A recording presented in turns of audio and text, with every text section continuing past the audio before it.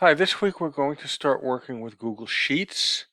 Google Sheets is a spreadsheet program, so very similar to Microsoft Excel. You'll find both the concepts and a lot of the skills, the direct things that you do here, to be extremely similar between those programs and other spreadsheets as well. I think people probably have a variety of different levels of experience with this. Some people have very little experience with spreadsheets, and so this might be a little bit more of a challenge, and others it will probably be a pure review. So let's get started. First of all, spreadsheets are made up of rows and columns. The columns are designated by letters of the alphabet and the rows by numbers. So this particular cell that I'm clicking in is cell B3, and you'll see that that's displayed over here.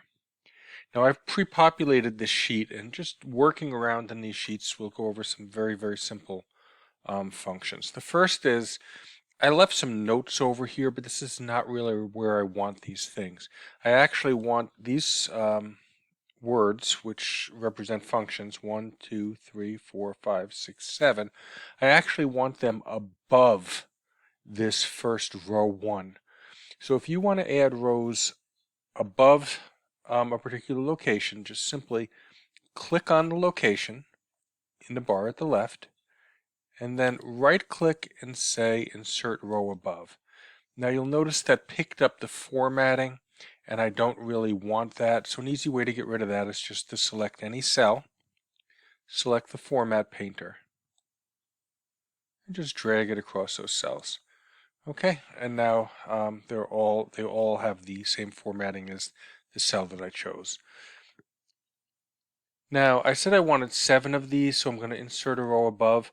Notice it comes from the format change that I already made, so I don't have to clean up that formatting again. Now, since the last thing I did was insert a row, I can hold down my control key and hit Y, and that will repeat the action. So I'm going to do that a few times. You can see that I have 4 rows up there now. I could just do it 3 more times and get my 7, but I'll show you one other method of inserting rows. And I'm going to highlight these 3 rows. And if I right click, you'll see now it allows me to insert 3 rows because I've selected 3. Okay, so I've got 7. Let me move these up to here. Okay, we'll need those in a minute. The next thing I would like to do is I'm going to move this information up to the top as well.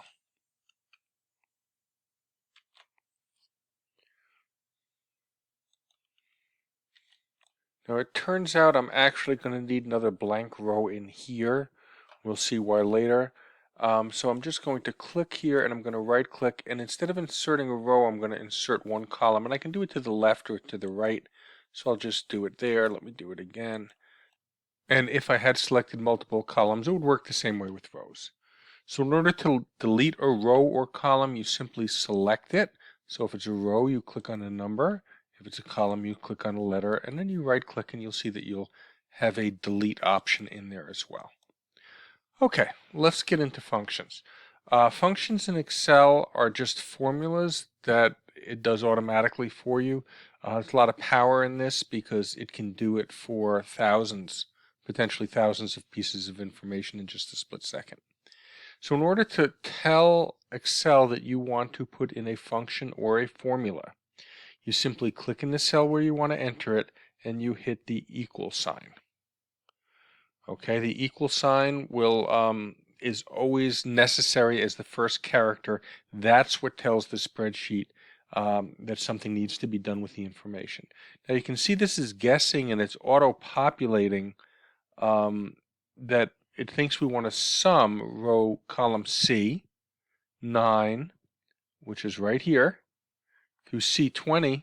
So it took an excellent guess there as far as what we wanted to add up. What I'm going to do instead, though, is I'm going to change this C20.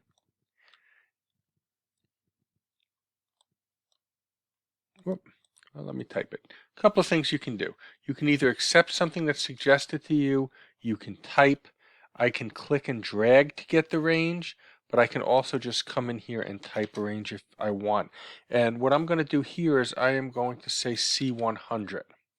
Now, what that does is it allows me, let me hit enter, and it gives me a total. it's only going to sum the numbers that it finds. So it's not really what's in 21, 22, 23, 24. There's nothing there, so it's not impacting this number at all.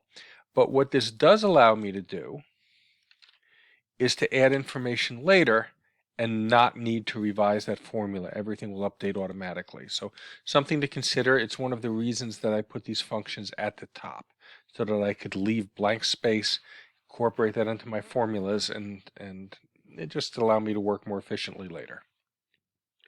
Okay, now notice when I drag down, I'm going to click on it and I'm going to grab the corner and drag down. It's going to copy the formula, but it's going to increment it, meaning that it now says C10 to C101. Well, that means it's going to miss the first row of my data. So in order to keep that from happening, you've got to use something called an absolute reference. Now everything's going to be in column C, so I don't have to worry about that so much. What I do have to worry about, here we go, is that this number 9 does not increment. So what I do is I get right in front of the number 9 and I put a $sign. And that's going to lock it in. As a matter of fact, I'm going to get in front of the 100 and I'm going to put a $sign as well. So that means that it will stay C100 as a reference throughout the other columns, or as I drag it down. So I'm going to hit enter. And now when I drag it down, you'll notice you're going to get the exact same thing because it's the exact same formula. The cell references did not change because they were made absolute, or they were made partially absolute. The row numbers were made absolute. And so this really isn't a count. This is the same thing as above. This is a sum. But count is another formula, and all it's going to do, okay, it's giving me some instructions, but when I hit enter, it's just going to count up the number of cells within that range, 9 to 100, that contain some form of value. Okay, so they contain a number, and so there's 12 of them. Now, under average, there's several ways. I can drag down these formulas. I can also just copy the cell. I did that with my keyboard. I can do it here. Copy. And I'm going to paste it. And notice when you paste it, this would have incremented if I had not had the $signs in there. So it would have adjusted automatically. So you've got to be careful. You've got to watch that. Now average, we know how to do an average. We could say, let's take the sum. I'm going to copy this and divide it by the count. I'll do a little editing there. And it's going to give me the average. However, there's also a function. You can always write whatever formula you'd like in there, and it'll work just fine. It's just that sometimes there's a convenient alternative. So in this particular case, let me see. I'm going to erase that formula, and I'm going to say average C, get the $9 colon C $100. So that's going to give me the average of that range. I'll close the parentheses, and there you go. The colon in that formula simply tells it to start at this value and go all the way through this value. And actually, I can do that over the course of different columns. I could have said C9 to H100, and it would have taken all the values in between. That's just how it's written. This particular value is a little awkward because it's got so many trailing decimal places. You can clean that up over here just by clicking this particular button a bunch of times. Now I've reduced it to 2 decimal places. Okay, let me take some, and now I'm going to copy it into median, mode, min, and max, remembering that the formula copied exactly, so these are really all just sums now. And I guess you can guess what you're going to do here. The sum for median is median, or the formula for median is like that. Let's try mode. hitting the enter key. Now you're getting this NA. It says mode cannot produce a result. No value occurs more than once. So there is no mode for this value set, for this data set. Let's see if that formula would work. Here's a 40 and this is 18. What if this was also 40? Oh, there you go. Everything would update automatically, including the mode. Okay, so we're going to look at how to deal with this type of error later, but it's really not a problem. What it's basically telling you is that there is no value that occurs more than once. Okay, minimum and maximum. So here's a min. Smallest value is 1. There it is. And let's get a maximum.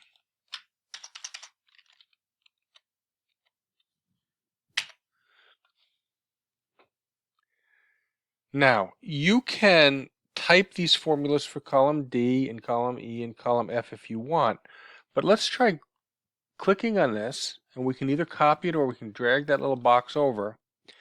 And notice that it did adjust for column D.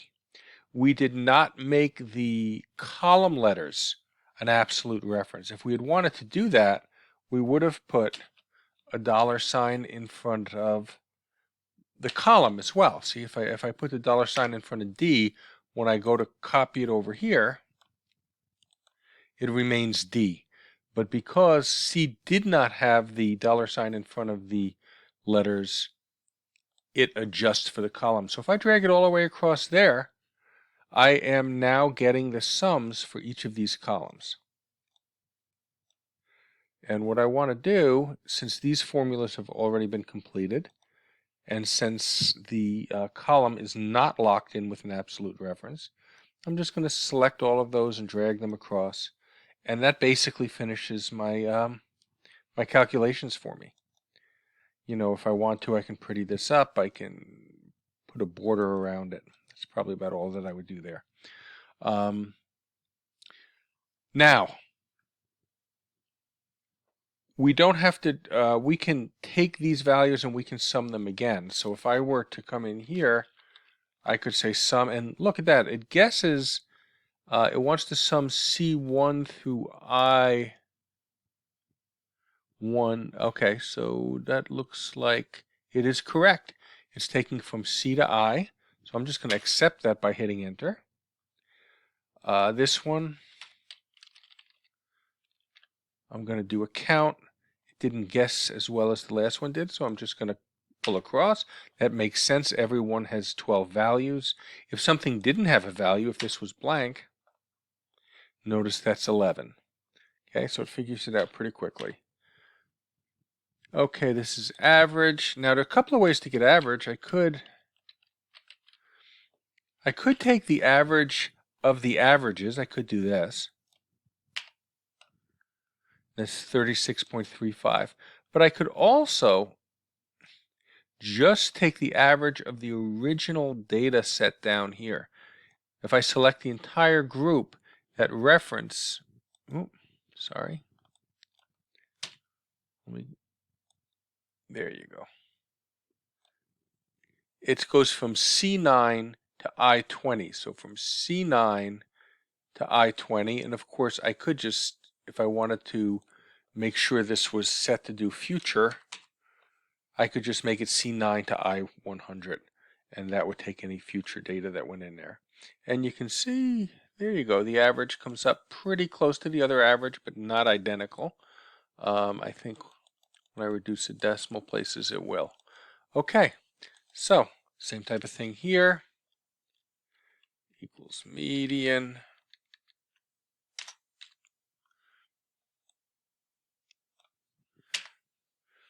Mode, I'm just going to put not NA. Well, no, I'm going to try that a little differently. I'm going to say equals mode, but I'm going to take the mode from down here. So I'm not sure. Probably, it looks like Saturday and Sunday there wasn't a lot of reading going on. These are number of pages read in a day. So we're probably going to come up with a mode of 0. That's the most common number, heavily weighted by the weekends. If I didn't want that, if I thought that was skewing my data, I certainly could just leave out Saturday and Sunday And I think that would put me at G 100. And now I see that among the weekdays, 60 pages is the mode, the one that occurred most frequently. Okay, so it depends on what data you select. For minimum and maximum, I think I will do the same thing. I will just go through Friday, but I'll bump that up to 100 to account for data I might put in there later. Now, if I were to copy this and paste this, remember what's going to happen. It's going to increment. So not something I want to do unless I lock in with my $signs the row reference. Now if I copy it down, it's the exact same formula, and all I need to do is change that from a min to a max. Hit enter, and there we go. Okay, those are the basics of those mathematical functions. We're going to look at a couple more functions over here for today, and then we're going to give you some practice. So the first thing I want to do is, I've got a first name and a last name here, but I want to create a field that contains both of them. So the way that we do that is with a function called concatenate. And there are two ways to do concatenate. You can say equals concat. Well, you can always choose concatenate. And then I'm going to tell it what to concatenate. So for row 9, it's going to be A9.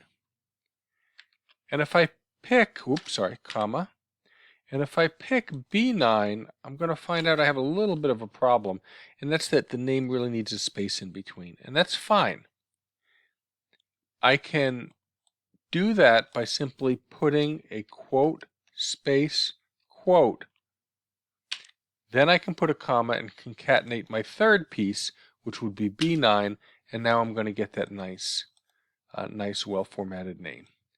I'm going to click on there and drag down, and now I've got everybody's name. Now, if I want to calculate a username, a couple of considerations here. One is my username is going to be the first initial and the last name, and it's going to be lowercase. Okay, so let's get started, see what I can do first. First thing I'm going to say is equals left, and I'm going to say the left part of Rosie, this A9, but this function calls for another piece of information. That's how many characters from the left do you want? And I want 1. I could put in 6, I could put in 9, I could put in anything I want, but I'm saying that I want 1. And it gets me the R that I expected. Okay. This is going to be the first time that we look at using a combination, or nearly the first time we look at using a combination of different functions in a single cell. Now I could put that R, and then I could go to the next cell and I could concatenate it with this, and I could go to the next cell and I can make them lowercase. Let's look at that first. Equals this. I'm going to show you another way to concatenate. A very simple way. It's a little faster than using the concatenate function. You simply say equals, you select your first value, and then you use the ampersand, and you select your second value, and you hit enter, and that is also concatenation. It's a little faster than having to type out concatenate each time. The difference is if you use the concatenate function, you separate as many as you want, but you separate the different selections with commas, where if you're just using the equal sign, you're going to join them with ampersands. Okay, and by the way, that ampersand would work the same way. I could put quote, space, quote, and another ampersand, so I'm now joining M9, a space, and B9, and there you go. Okay, except I don't want that space in there. And then I could go to a third area here, and I could say, well, that's great, but my username is always lowercase. So I'm going to say equals lower, that's the function, and whatever in that cell, and now I've got my username. Now, if you wanted to do that process in several steps like that, that's perfectly okay, especially if you haven't done this before and you're kind of working your way through it. But know that you can do it all together. You can nest formulas. I'm going to take a look at that now. Let's take a look at this this formula here. It says we want the left value of A9, which is the R. But I can just put in my shorthand for concatenate here, and I can pick Casey, and boy, right there, pretty easily, I took my one character from the left of A9 and all of B9, and I'm halfway to my username. And remembering basic order of operations in mathematics, it works the same way. I can just simply wrap that entire quantity inside this lower function. So put the whole thing in parentheses and then type lower in front of it, and I've got my username in one place. Okay, so I don't really need these two. Lastly, I can come over here now and I can say for an email address, I would like to take my username, ampersand, and then I'll add in the rest of the email address at myemail.com. We'll pretend that's our domain. Okay, so now I've created the email addresses, providing that they follow this pattern. Now, before we go any further, we've looked at concatenate, and concatenate can be with the word concatenate or with an ampersand. We've looked at the left function. The right function works just exactly the same. It's just taking it from the right side. So if I were to say the right side of Bailey, and I want, in this case, 2 characters, I am going to get the EY. And if I wanted to take the mid is a little more complicated, equals mid. Let's take the mid of Warren, and let's say that I want,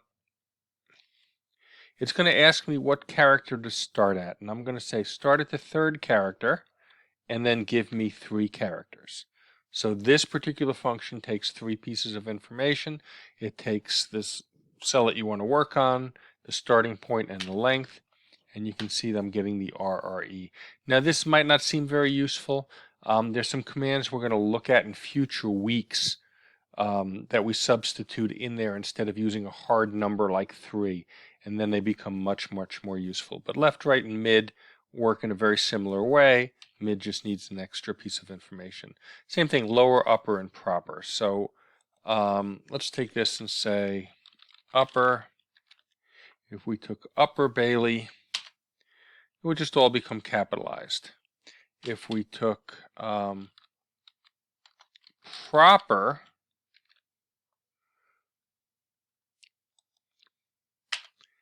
it's going to capitalize the first letter of each word. So let's just try this. Let's just try hi there, kid. Okay, so we'll just take the proper of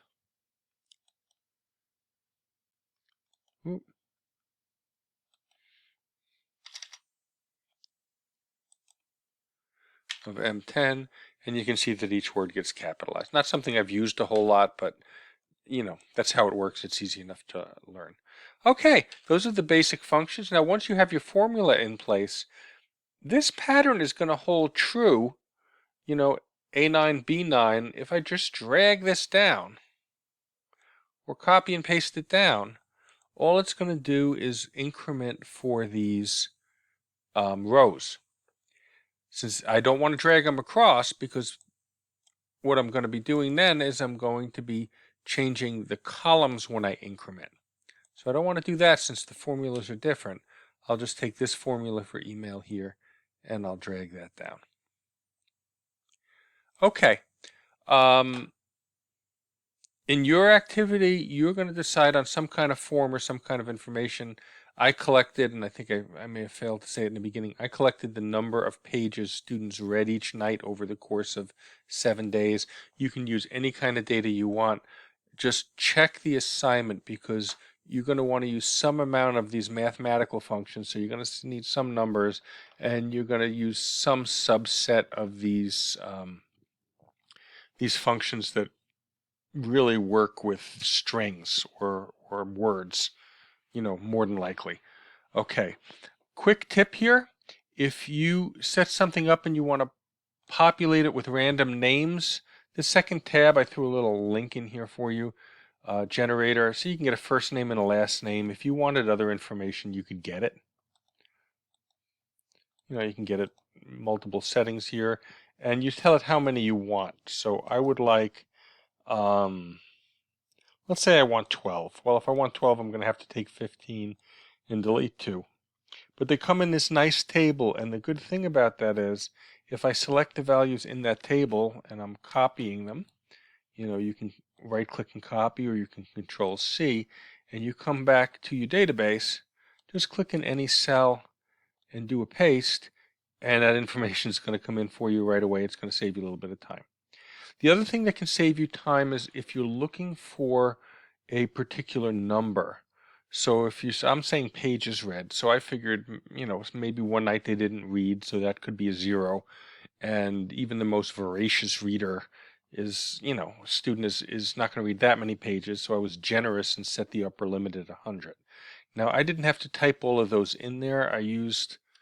There's a command called rand, so equals rand, and it really doesn't take any arguments. You can just open and close the parentheses with nothing in them, and it will generate a number between 0 and 1 randomly. So if I copy this down, you'll notice that all those numbers are going to be different. And actually, anytime I make a change, like if I came to this 25 and I made it 27, notice what happens when I hit enter to the random numbers. Okay, every single time something happens on the spreadsheet, they will randomly generate again. Okay, that's can be a useful function, but you would have to do something with this to convert it into whole numbers, maybe multiply them by 100 and then round them, and it's a lot of work. So there's an alternate formula here called rand between. Okay, so no spaces, just rand between. And in this case, it wants the lower limit. So let me just say that my lower limit is going to be 35, comma, and my upper limit is going to be 50. So this is a rather tight range. And I say, okay, and I get a 43. So that's nice. It's right in the range that I wanted. I'm going to copy that formula down. All of these values are within that range. And again, if I change a value or do anything on the spreadsheet, they're going to recalculate every time. Okay, so in order to lock them in where you get some kind of consistency, let's just say that I needed 5 columns worth of data, 2, 3, 4, 5. There, I've copied that formula, and because these were not cell references, they didn't increment. The formula is identical in all places. And now that I've got the information that I want, which I can get pretty quickly, I can simply select it all, copy it, click back in the first cell, but when I go to paste it, go to Paste Special and pick Values Only. And what that will do is it will replace that formula with the actual number. So once you get what you want, you don't have to worry about changing it anymore. These will no longer increment. They're no longer functions or formulas. They are values. Okay, that's about it. If you have any questions, let me know. And I look forward to seeing what you come up with.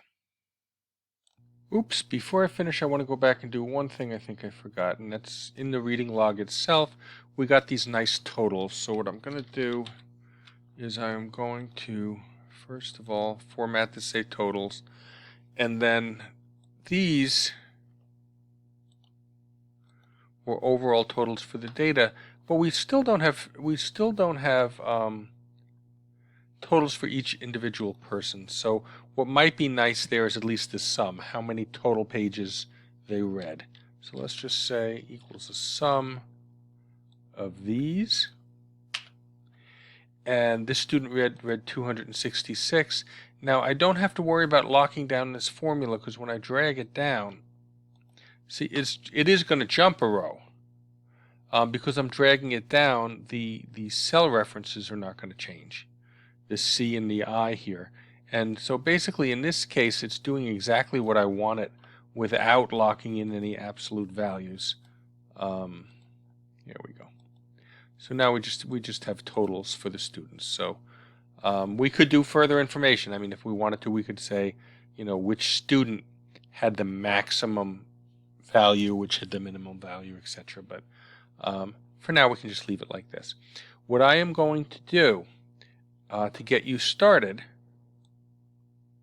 is I am simply going to delete anything I created with the formula here, and I'm going to have you fill out the sheet yourself. Here, let me get you a little formatting at least.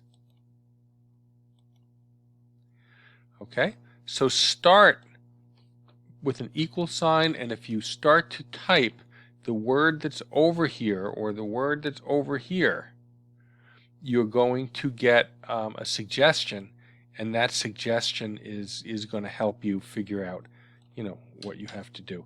I would advise typing it in a couple of times. If you're very, very familiar with these, then just do it once and drag it across. If this is something that's more new to you and you want to get a better feel for it, manually type the formula a couple of times before you copy and paste or drag down or across to complete the work. I mean, you can get it completed very quickly, but if you're not familiar with how to do it, sometimes, you know, doing it more than once is helpful.